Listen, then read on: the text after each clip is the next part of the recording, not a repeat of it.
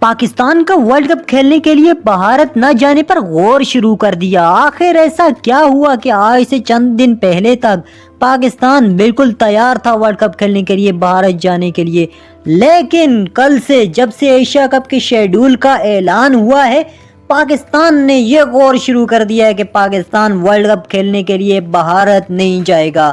وجہ کیا بنی یہ ہم آپ کو تفصیل سے بتاتے ہیں۔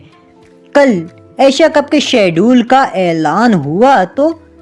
پی سی بی کے چیئرمین ذکا اشرف کے اعلان سے پہلے بی سی سی آئی سیکٹری یعنی کہ بھارتی کرکٹ بورڈ کے سیکٹری جو ہیں جے شاہ، انہوں نے اعلان کر دیا ایشیا کپ کے شیڈول کا، اور وہ بھی ذکا اشرف کے اعلان سے آدھا گھنٹہ پہلے۔ اگر دیکھا جائے تو یہ اعلان